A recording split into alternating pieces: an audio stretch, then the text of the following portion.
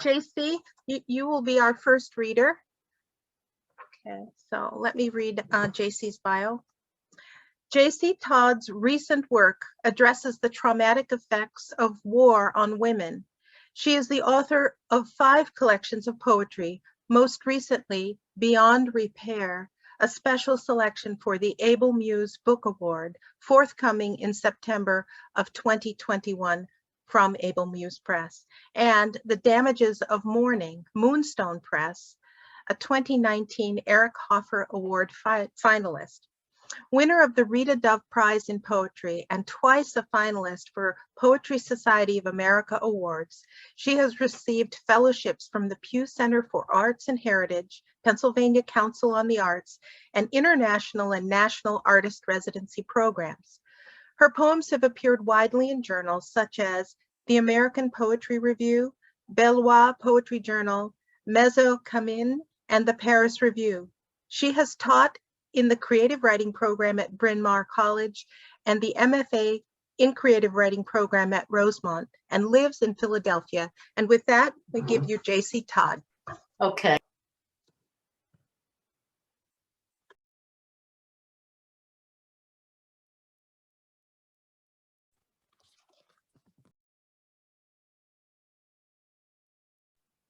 Can you hear me now? Thank you. I'm delighted to be here and excited because although I have read from Beyond Repair, the poems from Beyond Repair, on and off, you know, a poem here, a poem there in readings, this is the first reading I'm giving when the book is actually in pre-release. And so it's able to be ordered now, and its publication date is September 3rd. Now, it may be a little opportunistic to say that I would love, if you read it and you're interested in reviewing it, please get in touch with me. And Judy's going to put my email in the chat. Today, though, I'm going to read first from a book that is out of print, was published in 2008. It's titled What Space This Body? And the image is a photograph of a shell taken by a friend, Ellen Siddons. I'm going to start with this book because I thought there were no copies left. And then in storage, I found a box with some copies. So if the poems interest you and you'd like to order it, you can drop me a note in my email. Judy will post that. So I'm going to begin with a sort of a poem that's seasonal called Spring Ephemerals, but it also introduces a theme, really the running theme of the book, which is that the body itself holds the entire life, either through memory or cellular, or through like emotional synapses firing, through language, through the visual imagery that runs through the mind. And now it's hypothesized generational memory as well. So there is always a tinge of maybe not regret, but of things passing in this book, Spring Ephemerals. And for those of you who know flowers, those are the ones that pop up and then they're gone, like bluebells, for example, or Dutchman's breeches. That's a fabulous little flower that we have here in the north. Spring ephemerals, breath, sweat, the dust and flake of flesh tinge petal, leaf, mold on the edge of fetid. Our trace in a bank of wildflowers. Scent rising from what we've crushed clears the sludgy mind. We're losing sense of ground, loosening our sense of what's properly human. Such profusion, bluebell, cohosh, Dutchman's breeches. We'll be among them for almost a month. From the treads of light hikers, kicked off in the mudroom, the fragrance of their dying underlies our coming in, our going out. And then another poem that is a sort of an on foot poem.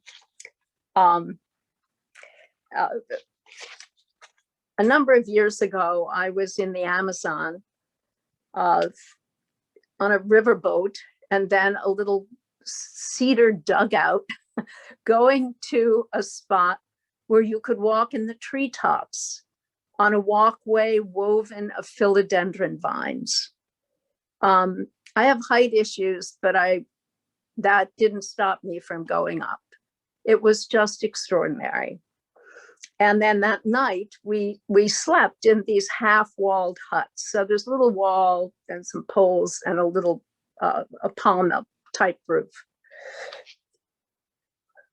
As we were paddling in Basilio, the guide said, "Oh, it's February 6th." And he made this announcement like it was very important. And we said, "Oh, yes." And he said, "Well, there is a saying, if the monsoon has not come by February 6th, it's coming."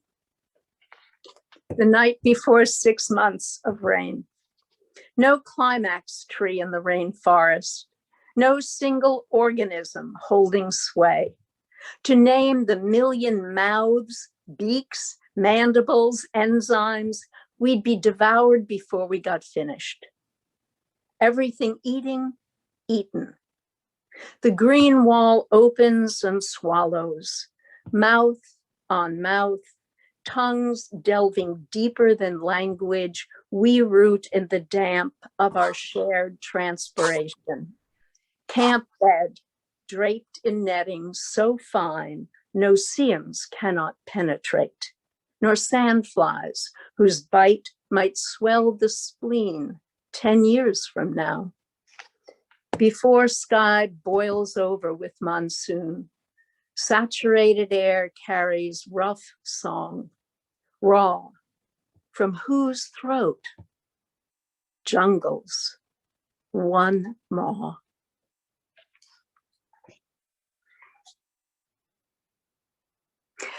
And then I think I'll switch. Andrea, I'm going to write a poem kind of in honor of the publication of your book, September 12th, this coming September. It's titled Margate on Margate Beach, and it was written on 9/17/2001. So Margate Beach is in New Jersey, and though you can't see Manhattan, you can see the profusion of ambient light, that comes from Manhattan. And in the months following 9/11, there were the most spectacular sunsets because the sun was filtering through the particulate matter that rose from the 9/11 site. I spent a lot of time on the shore. We don't have beaches in New Jersey. You only have the shore. So we spent a lot of time on the shore that month. It was a solace of some sort. On Margate Beach, salt freshened wind flows in from the edge of a sea where vision dead ends at the horizon. Once a portal into terra incognita, the sense of another world no longer permeates our comprehension. There is no living history, museums. They house the inherited view, map, graph, charrette of the long way we're so fond of saying we've come. Ah, remembrance, narrative. How could we have thought they would let us look back? How could they have thought they would return us to a time before this instant on the beach at Margate, where wind is filling the sail of a bride's silken illusion, where a camera's bland, merciless eye fixes her billowing against her stiffened groom. The horizontal light of late afternoon passes into sunset, pressing into celluloid the pretense that this is her day forever. Beach, jetty, your mother as a bride. As light, oh, indiscriminate medium, has pressed into my seeing a jacket unbuttoning, a man who falls, how many floors, all sense of sequence toppled by a jacket unbuttoning, a man who falls and falls, horizon blown through by wind sweeping out Manhattan, the atmosphere particulate with thousands, sunset, their brilliance, and that scent. If you've been to the Ganges, you know.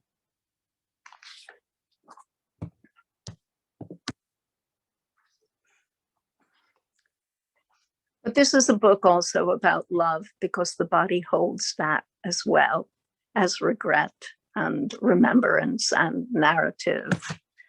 And so this love and physics.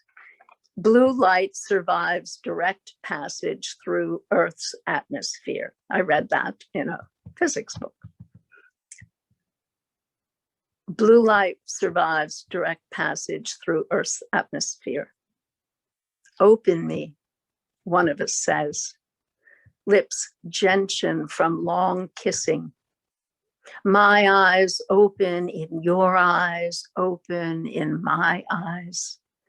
Our irises retracted, fracturing into the generic shape of leaf or flame, what's universal in us, out there. Blue ether. Blue beyond the dimpled sheen of mouth-blown window glass, beyond the percolation of clouds, of atmosphere, out beyond gravity, where bodies spin free of the tug of other bodies. From the most open we may imagine, blue light passing directly into our room as we come apart, nebulous, cast loose in its sweep. So that's a little sampling of this newly rediscovered book, copies of it in storage, What Space This Body. And now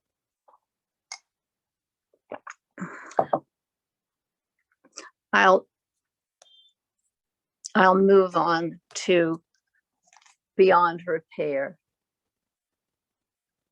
This is a cover image by Shaniqua Linda, a multimedia artist from Omaha, Nebraska, whom I've never met, but whose image I saw in a Bemis Center catalog. And Bemis Center is a marvelous artist residency center in Omaha.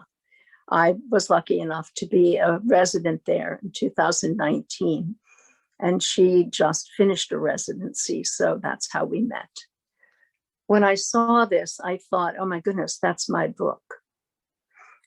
So I want to read a bit from the back. Yusef Komunyakaa wrote a note for the back cover, and that meant a lot to me because he himself has experienced war through his service in Vietnam, and has written a great deal about it. But I have never experienced war directly, only indirectly. So Yusef wrote, the speaker grows whole through the act of witnessing. And I just want to keep that in mind, because these are all stories about other people. Almost all of them are. People, for the most part, I have never met. People I have in part imagined through doing research. And I've written to honor them, and I hope that comes clear.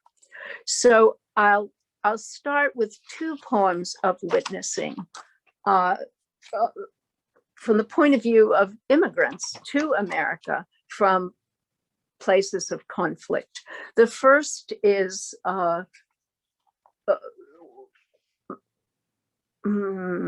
things I remember that the fellow who taught me how to ride horseback said. He was a refugee, about 16 or 17 years old, from Hungary. He came in 1957, and I was learning how to ride. I never did it very well, but he was a good instructor. And this is his story, currying a gelding for Alex Ribble. My fault, he said, when the gelding balked the fence and tossed me.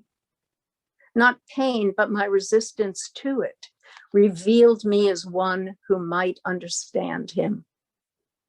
Currying, our fingers touched, opening his past. All I know is horses and how to kill. In the first melee, when half-tracks scored Budapest cobbles, he filled bottles with grain alcohol, petrol, stole his cousin's undershirts to twist into wicks. Father shot, brothers rounded up. How he got out, got to be a groom at Farhis stables, is a mystery he wouldn't reveal. As if he were a draft horse that shied from no burden, he said, I carry my father's name. And the second immigrant story is, doesn't have direct quotes or has my memory of quotes, but it came from a conversation with Fadwa, who is a friend of mine who immigrated from Iran a number of years ago, maybe 15 or, about 15 years ago. It's war, Fadwa says. A cousin moved to Baghdad from Tehran, gone.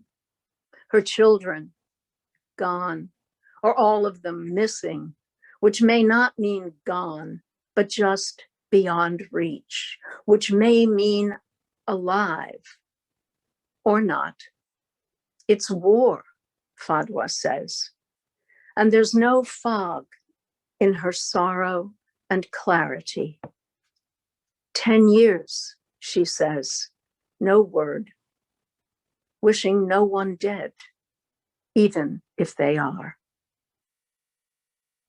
And so this is how the poems have kind of come to me as stories from what I've read.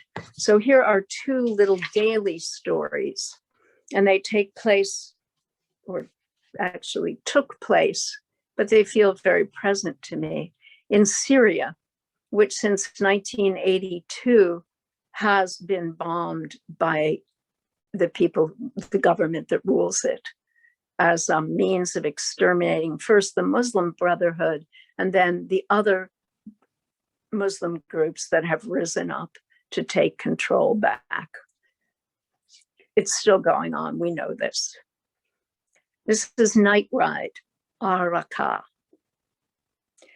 At every checkpoint, long waits, corpses. In the back seat, her water breaks. The crown not stopping, newborn pushing into all of this.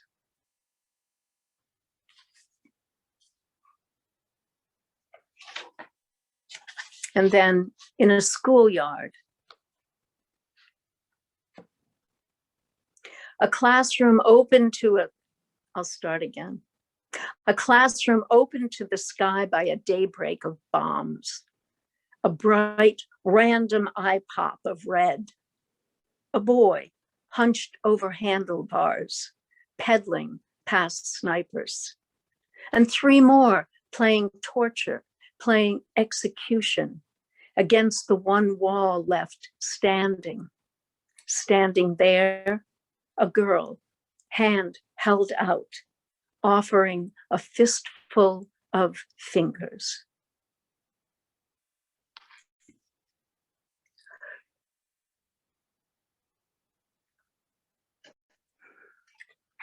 I'm watching time. And now I'm going to shift wars I was born into the Second World War, a war that I did not witness, but it entered me through all the voices around me because it was a primary topic of conversation as I was beginning to assemble language. And the radio was on. And I have a very vague memory. I was a toddler by then, so maybe between 1 and 2, or maybe between 2.5, of my mother mixing something in the kitchen. So the spoon against the bowl, and then a male voice giving numbers. Or so maybe I was 2. Did I even know they were numbers? I don't know. But they were death counts. So that war is part of me, and I've read a lot about it.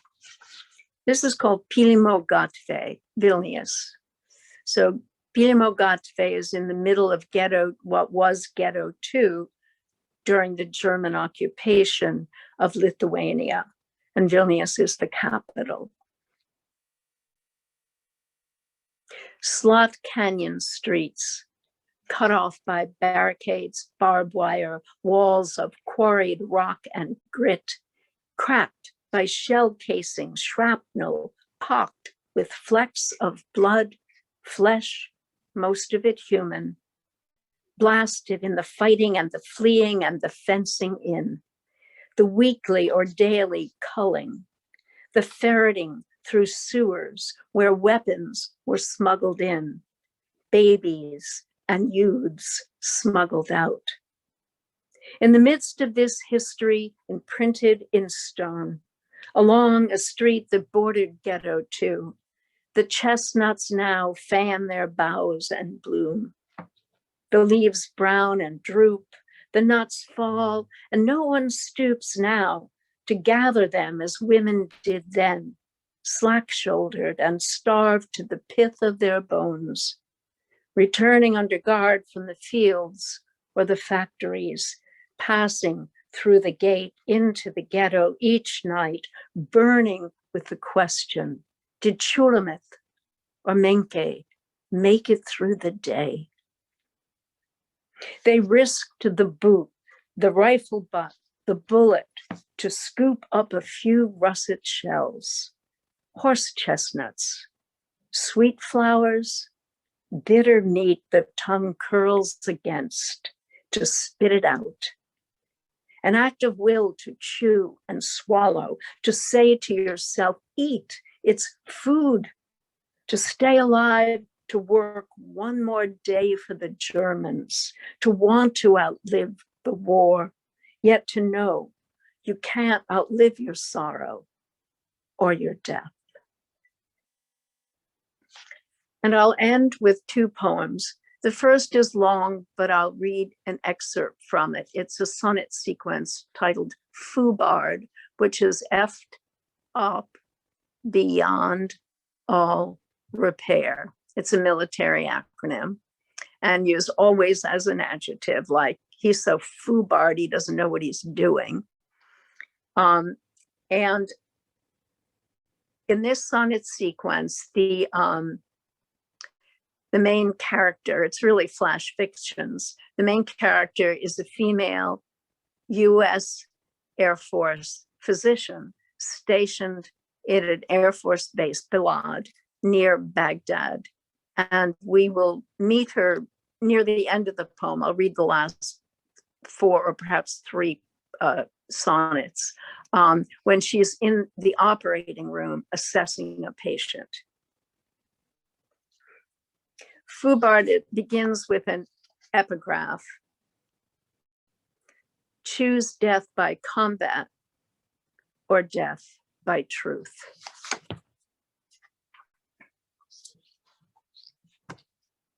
So these are close third person, really in her voice. This tattered ear, black tail of muscle flapping, crater back. This one lung breather with his gargled ball, his blood frothed cough, his baleful rattle. Flail and falter, Hair's breadth, inhale, seizure, failure, flat lines, squall. Oh, this ballad, Iraq, this choice to heal she made in a time of peace has led her here to triage bled out hulks, a disabled savior, where death's the liberator. She needs a lifesaver to liberate her mouth with mint, to strip the paste of dust that coats her teeth, the sand that floss won't flush out, to brighten her breath as if he could taste her on Skype. The hype of the virtual dater. She'll flash a look that stimulates touch and desire, so he'll feel inside her brusque sign-on, the intimate spot where they are together for real. Dogs asleep on the bed between them, hand in fur. The turn on when he shoos them. Now their growls would pique her gall. She'd flick the safety off, take aim. What they had done. Best prepare him to live with her half gone, fucked up by damage beyond her control. This damage check delay beyond her control. Her crew held on board, that too. And the stack of crates whose joints are stained a tarry black, the downshift of scent to stench as the hold heats up, the ground time stretched past noon, porthole pelted by sand and wind, a maniac beat like death metal drumming. Perfect Iraq send-off for her exit. How will her soul convalesce from this tour of racket and ruin? She's alive, but festering, rot in her cells like these boxed remains, ID packet taped to each lumpy shard. She's zeroed out, too close to nothing to feel alone, as flat as a JPEG, grade to monotone. And I'll read a final poem. So those poems are more about what happens within the physician as she is addressing what comes before her on a daily basis.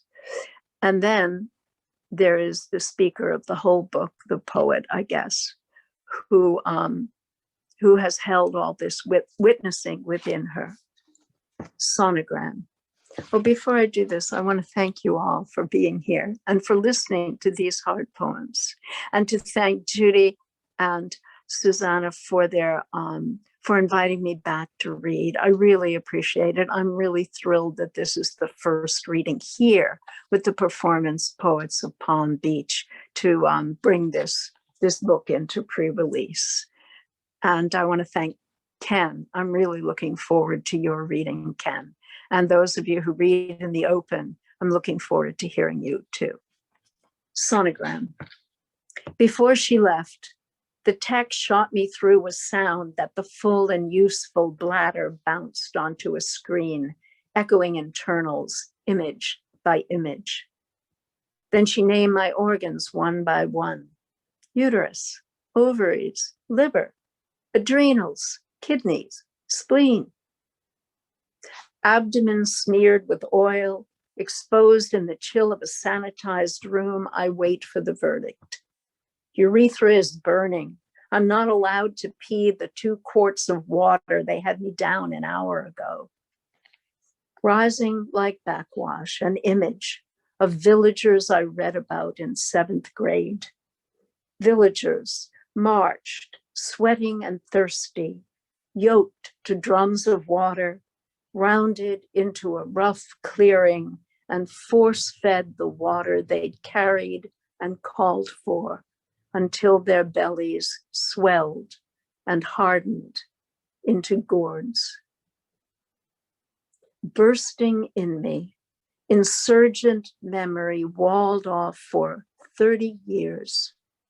Where is the sonogram, CAT scan, MRI to locate rogue cells that refuse to forget?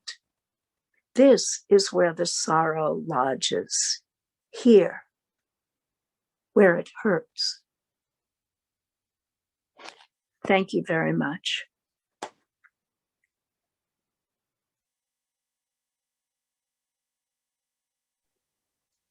Thank you so much, JC. Appreciate you reading those, and such important work for us to remember the kind of trauma that people endure. Thank you. Thank you, Susanna. So our next poet is Ken Holland. Ken Holland is an award-winning poet. He just received his second and third nominations for the Pushcart Prize. He's had work widely published in such journals as Tulane Review, Southwest Review, Rattle, and the Carolina Quarterly. Current and forthcoming publication in Pinion, Confrontation, the Louisville Review, Crossed Winds Poetry Journal, Catamaran Literary Reader, San Pedro River Review, the American Journal of Poetry, Plain Songs, Sugar House Review, and Main Street Rag. He took first place in the 2019 Stephen DiBiase contest and third place in the 2020 Naugatuck River Review competition. His poems have been included in a number of anthologies, and he has both chapbook and book-length manuscripts out on submission.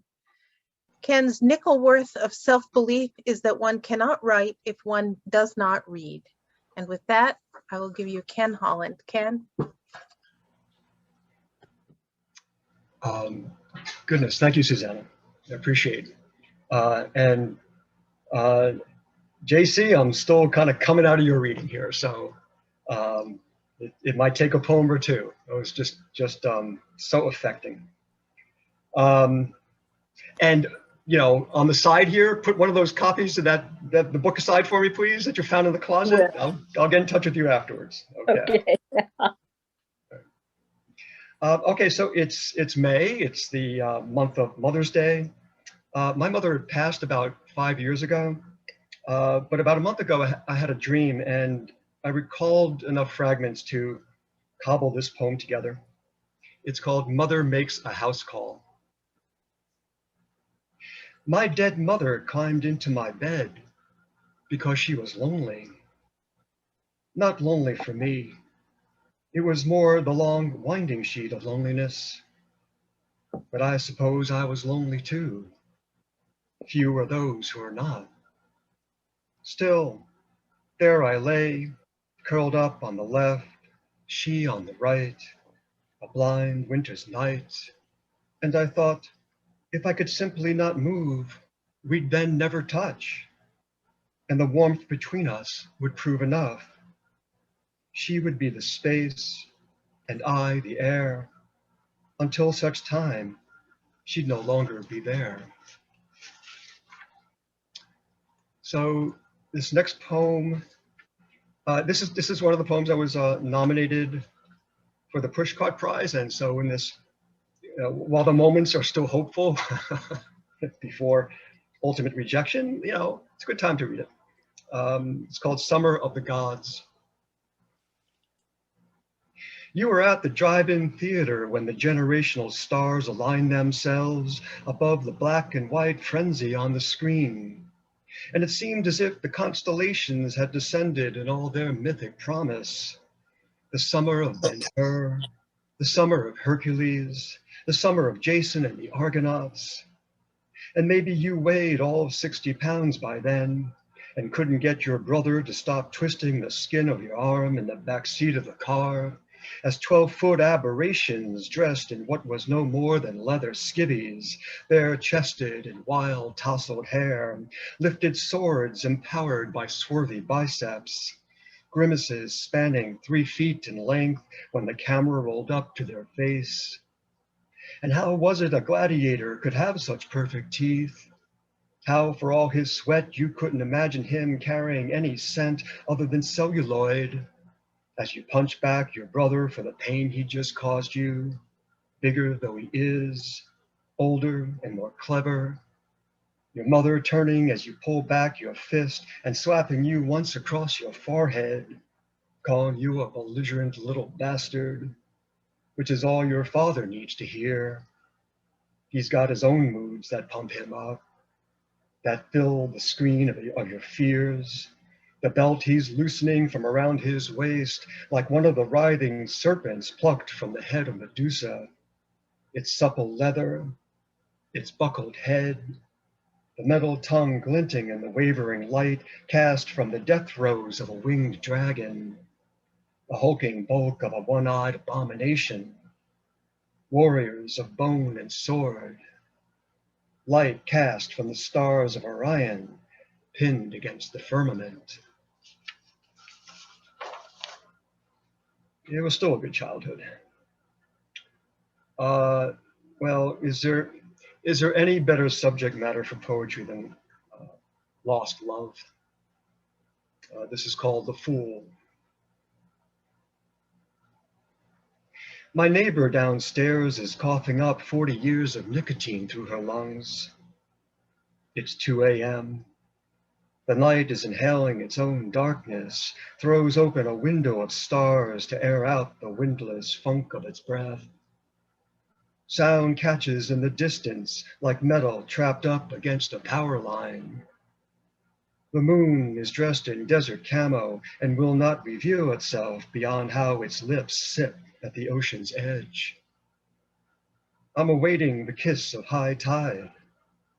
I'm awaiting some form of ocean life to wave a pincer and sing, "That way, you should go that way." Or maybe it's gravity's warm hand I'm waiting for, the way I'll cup her fingers and then promenade along the beach as lovers do, and never wonder where it is we're going, never wanting to get there, never wanting to say goodnight. And for once, I step out of myself. I step up to what I desire. I tell her that I love her. She is my sea of tranquility, the elemental force in my life, how she pulls back the dark skin of my thoughts.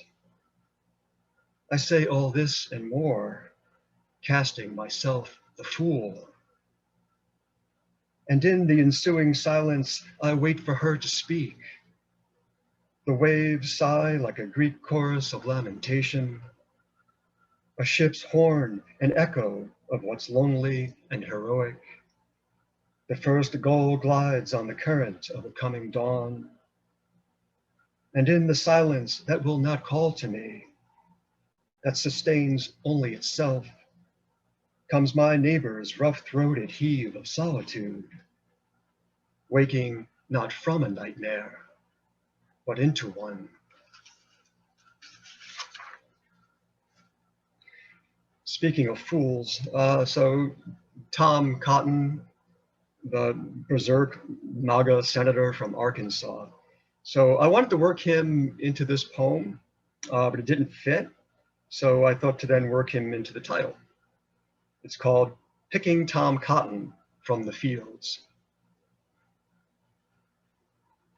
One of these days, I'm going to show up as a white supremacist and take ownership of the part of me that's a slave. I will reconstruct the belling rhyme of shackle and chattel. I will teach myself how to be submissive and obedient. And I will not tolerate me talking back, will not tolerate any sidelong glances or hint of insurrection. And should there be any disrespect, I'll take myself by the neck and squeeze till I haven't the breath to even name what I am. master, slave, and will bury myself beneath the black loam of this land. And by God, I'll have taught myself a lesson then, a lesson buried by my own hand.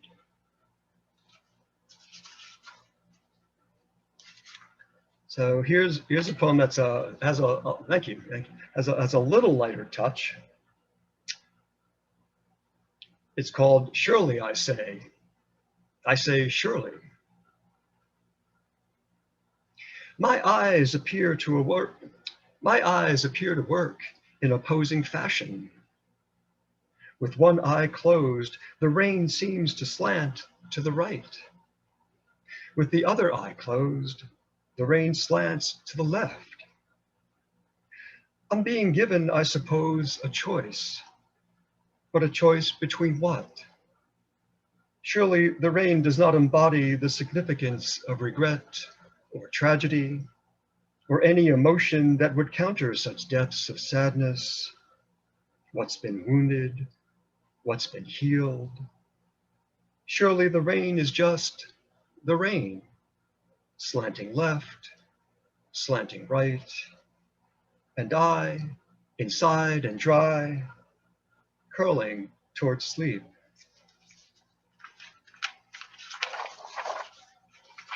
So I've got a long, thank you. I got a longer poem coming up, and I thought to bookend it with two shorter ones that seemed a more merciful thing to do for you. And another recent poem. It's called A Poem to Beat Yourself Up By. First, find a music station that plays music you can't stand. Turn it up loud. Next, think of all the things you've set aflame in your life. How crazy that they're still burning. How crazy you can still feel the heat.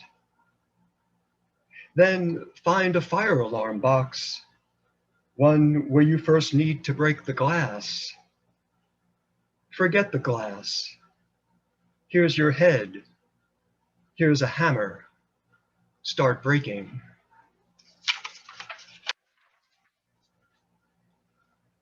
So this is the poem you'll need the no-dos for, although it's not that long. Well, it's long, it's longer. It's from a trip I took some years back with someone to Venice.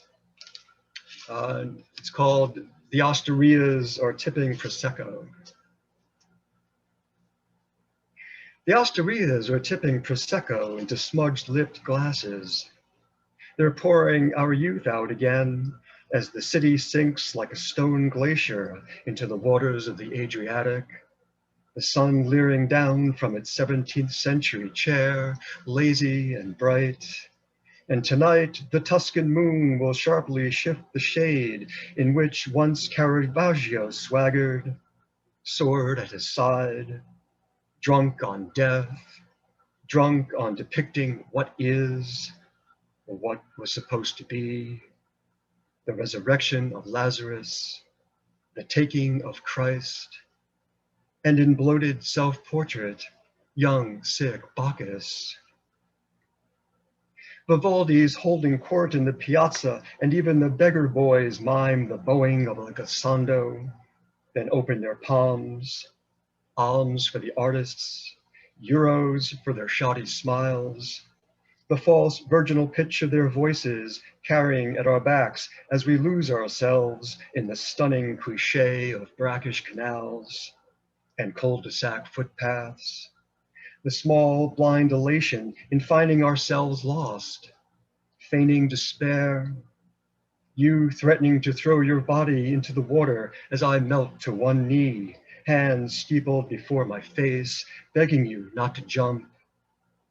We've only minutes to make our reservation.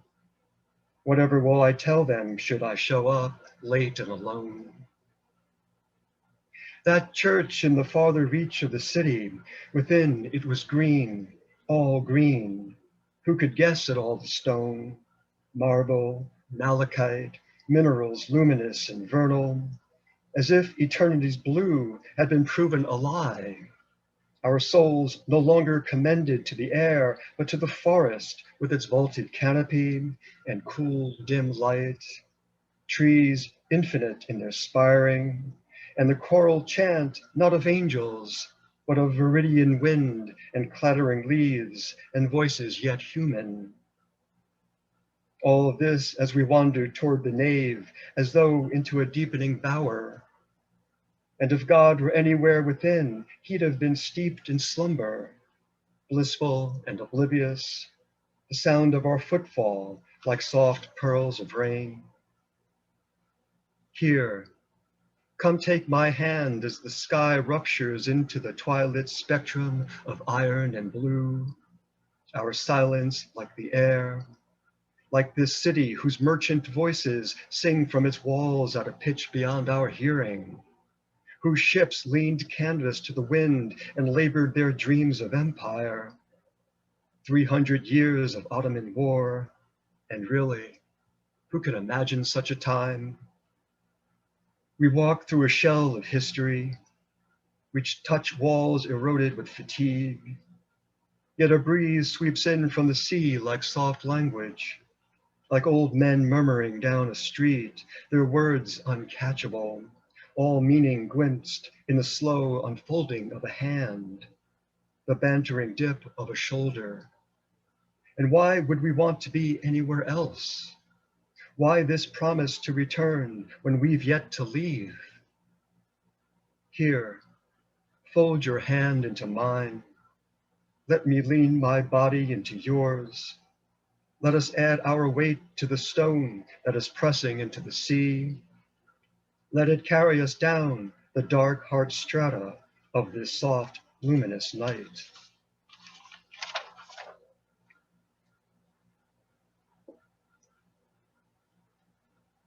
Oh, thank you. And you made it through, so you're on the other side.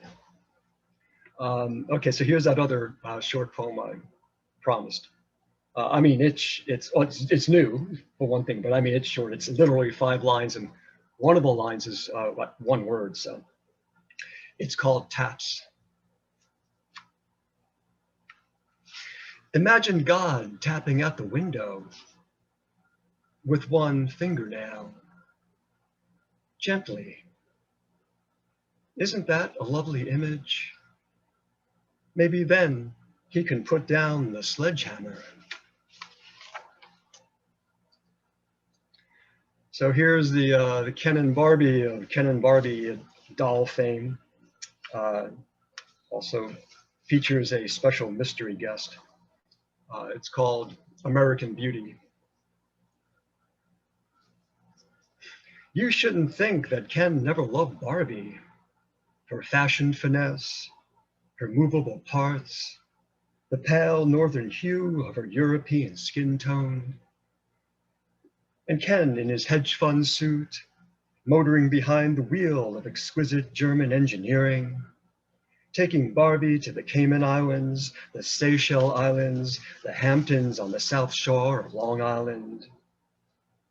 But this is what Ken didn't understand. He'd never ripped a 20-round magazine of 5.56 millimeter bullets through the 18-year-old flesh of a kraut, nip, gook, towelhead across various continental time zones.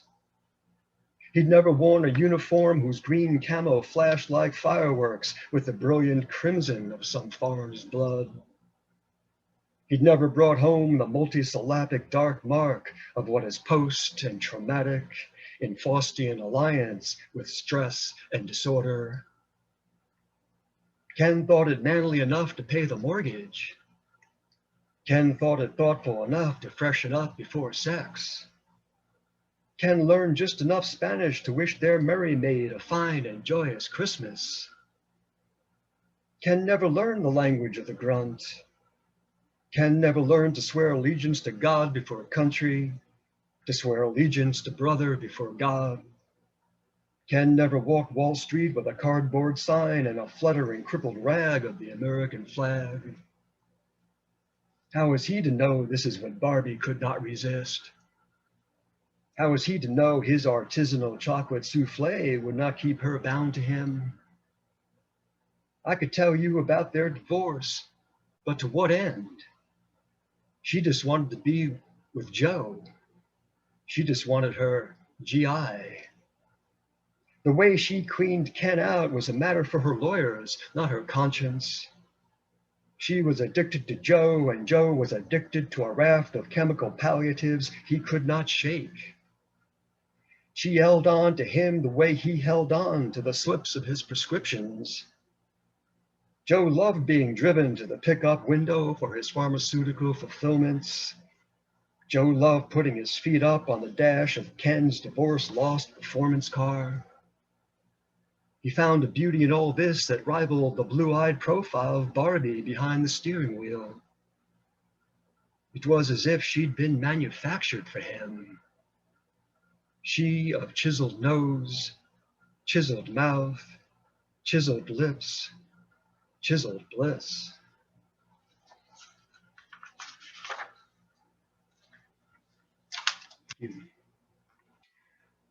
This next poem seems strangely like a cousin to the one I just read. I don't know why.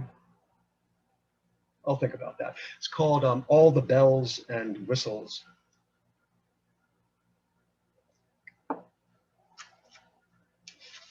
I'm not saying the times weren't dangerous. The rails gave out and the train kept moving. And let me tell you about the head of steam that kept it plunging across the trackless prairie. And how it was no one gave a damn the damn thing couldn't be steered. For the first time, people in this country were getting someplace in a true straight line, and they had no thought as to the place they were going. It was enough just to be heading there, by dead reckoning, by the power of a coal-fired boiler, by the brawn and black glistening sweat of a stoker shoveling fuel into the furnace, his eyes burning and too bleared from the acid sting of salt to notice the engineer had hung himself from the rope that pulled down the sound of the train's plangent whistle. That sound carrying continuously across the plains, the way a child cries out in joy on Christmas Day, cross-legged on the floor, his pajamas stitched with the warfare of the Old West. And he loves nothing more than blasting that train's toy whistle across the toy landscape and watching the tiny trail of steam escape from the miniature smokestack. The locomotive with its diminutive windows as yet concealing the swing and sway of a man broken down to the size of a fingernail. His head snapped to one side, the whistle's rope dug in against his throat, while the train sings into a country the boy sings back to, as if the tracks would never give out. Land bounded not even by oceans, the child's years engineered to the hot sweep of ash and cinder, the perpetual life of Christmas morning. Thank you. So a few more poems, if that's good. If I see a nod or a shake. Excellent. Okay. Now I'll be out of here. I do have a thing about God and religion. It does keep cropping up, as he does here at some point. This is called Crater. Do not touch me.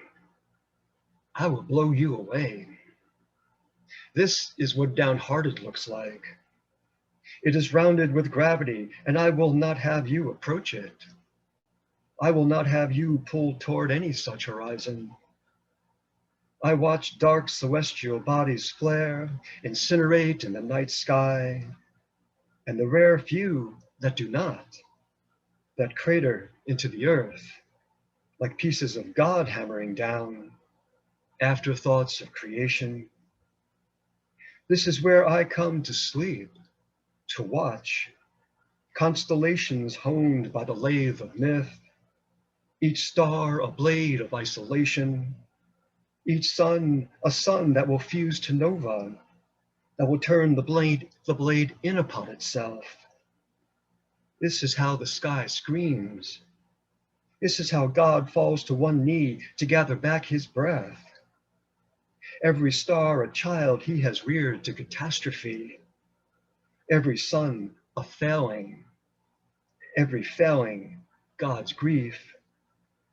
And I reach out to him as you would to any broken child, though he sweeps his arm across the space between us, face obscured with light, says, "Do not touch me," says, "or I will blow you away." Okay, I'm definitely pulling back from that darkness for a moment. So this is I read a collection, his collected works of John Cady, I don't know, about a year or so ago. Really, really affected by his poetry, and so it really influenced writing this. You know, when we write a poem and we go, you know, we say after somebody or some such, to have been inspired or completely ripping them off, you know, whatever the spectrum is. And by his own admission, his whole grand theme in writing poetry over the decades has been about time. So this is called Quiet Please. The music's about to start. Whatever time may be, without it, a string quartet could not fulfill its sound. Even stasis requires time to express itself, its inherent lack of change, lack of movement. The sickle curve of my father's back as he bent to some task at his workbench, or leaning over the car's engine to adjust the airflow to the carburetor so the engine would idle as he thought it should idle. Times when he moved through time, things he did which he mistook as ends unto themselves, but which served no purpose but the purpose of simply ushering him through each of his moments. When I recall such moments, my father's image is at times in motion, his fingers setting a piece of his world to its proper angle. At other times, his image is static, the memory I've pulled fixed in place by breath that yields to heartbeat and then back to breath. How strange that the current of my own life holds his so tightly stilled. If I bring up my father, it's to bring up his having been born at all. That any of us found ourselves fashioned into consciousness, and how differently we each may have worked into our lives. My father might well have been a musician. I might well have been my father, this or that tool in hand, my back bent in the attitude of repair. It all comes to the same, and really, it's hardly worth thinking about. The radio is on, I hear a voice singing, time passes. And I will let you move on to the worthiness of the open mic. And like JC, to thank everybody for listening, seriously, I love this group. Judy and Susanna listening and indulging and really supporting. It's all fabulous, so thank you.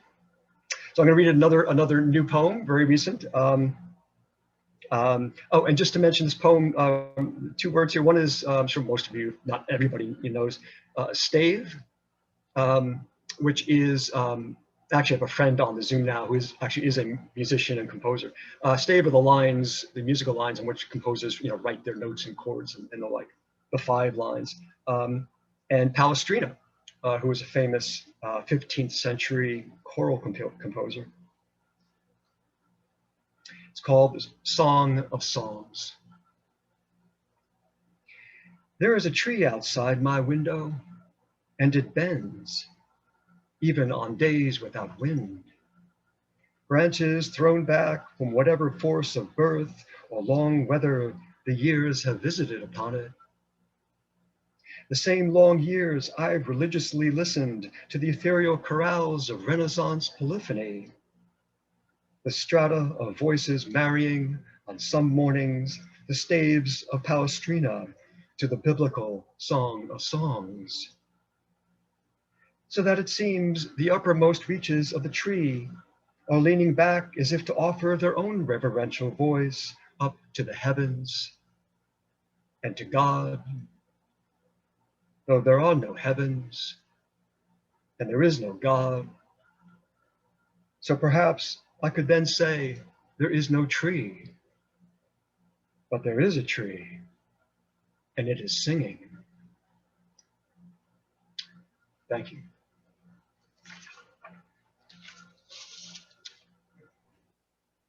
Thank you, Ken. You all. Thank you for your gorgeous work, such lush language. It was a pleasure to listen to it. Thank